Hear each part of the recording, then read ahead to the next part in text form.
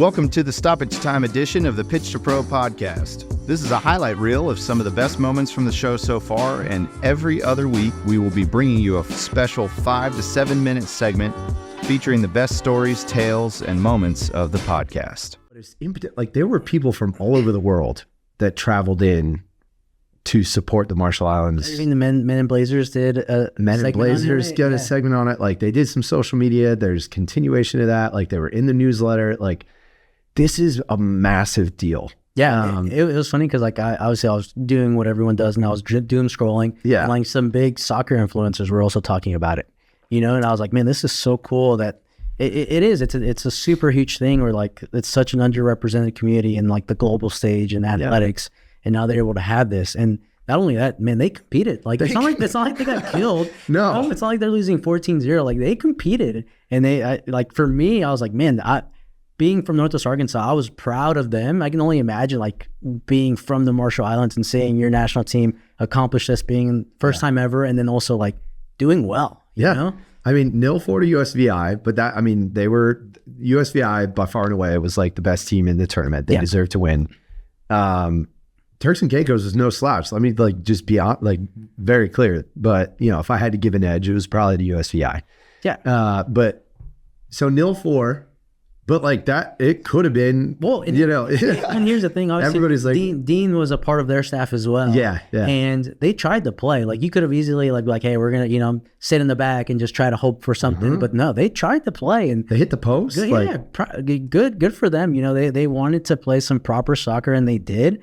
And I think on Saturday we saw kind of the benefits of that because, well, it was tied, right? I got there later, but I don't know that it was ever tied, but they did come back and they scored their first ever goals. Yeah, like, people, again, we can't overstate, for having never ever played an 11v11 match and you're going up against senior national teams.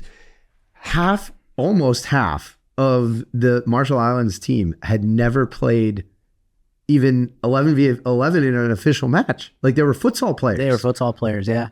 Which is just bonkers. Like, that's wild. And so to have scored from the run of play on their first goal was just nuts.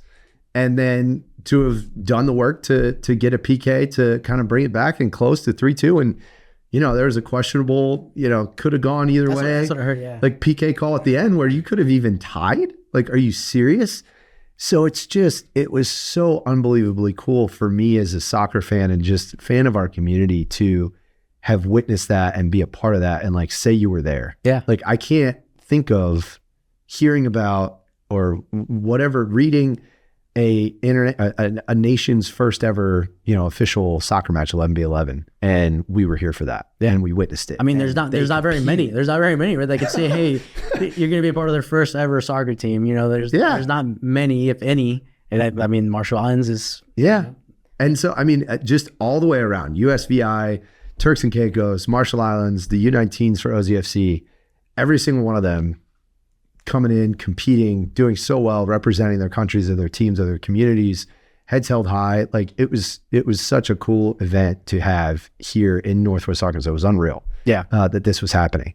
And hopefully, and the intent, I know, is to make this an annual thing. And I only hope it gets bigger. Yeah. So. Yeah, even if obviously we're not in it anymore, like, it's going to be awesome. Like, we're going to tell our kids to continue to go and support and be a part of this because it's so awesome to have this here. I mean, it's like the Gold Cup. It's like Copa America, you know, like, this is an international tournament. Yeah. You know, it's like, that's here in Northwest Arkansas, you know, in Springdale High School. Like, who would have thought of that, you know? So cool.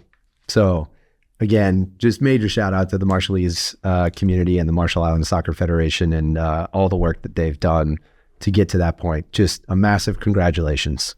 Huge.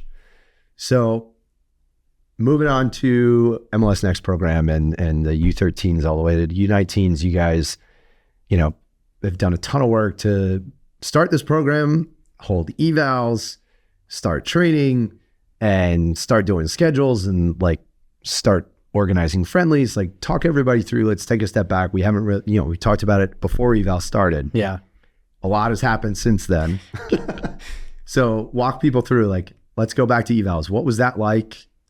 We had insane turnout. Like, just talk a little bit about that. Yeah, it was awesome to see. I think I sent you the numbers the other day. I think we had about 100 kids per team, per age group come out to tryouts. And obviously I'm kind of from here, but now I left and I'm stepping back into this space, so I don't know any of the kids.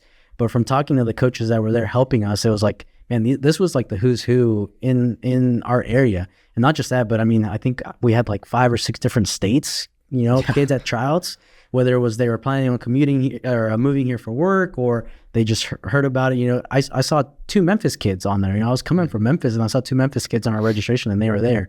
So it was cool to see. It was crazy. It was hectic. I did everything that we could to kind of make sure we were giving them the opportunity to eval in front of us. It was a 2-day thing, and we're hoping that we can kind of make that a little bit easier and identify maybe some talent a little bit earlier going into next year's. But it was awesome to see all the talent there. I think we had probably about 8 coaches within each age group help us kind of like sort it out. This is who we, this is who we think, this is who we think. And then we kind of moved them around to kind of have them play with each other. And then our MLS Next coaches, pick their teams from what they saw, what they needed. But after that, once we've selected our teams, obviously I respect my coaches too. They had stuff coming on, they had vacations or whatever. I was leading kind of some trainings with them in the morning, super early before it got crazy hot throughout the summer. And to say that the level surprised me would be an understatement, because I was like, oh, it's club soccer. Like, I've known it. I've seen obviously MLS Next. I've seen high level ECNLs, but like the way that these kids play surprised me, because we have some ballers in Northwest Arkansas that are techie, that are athletic, that understand the game at a high level. And now it's been super cool to see them all on the same team, where every other year they've been, opponents, right? Whether it's opposing high schools or opposing clubs, like they've always played against each other. And now they're in the same space, getting, trainings at a high level, competing against each other. We keep talking about like these hard tackles at these games. Like, we see them in training, hard tackles that are trying to make each other better. And it's been awesome to see. But that was kind of our summer. It's like kind of me leading sessions, getting a better picture of all the players, building relationships with the parents, with them, and kind of building the trust. Because at the end of the day, we're a brand new club. Thank you for joining us for this stoppage time special of the Pitch to Pro podcast. If you've enjoyed the conversation, you can click watch the full episode here. Be sure to tune in next Thursday for a new episode of the Pitch to Pro podcast, the official podcast of Ozark United FC. Available on YouTube, Instagram, and everywhere you get your podcasts.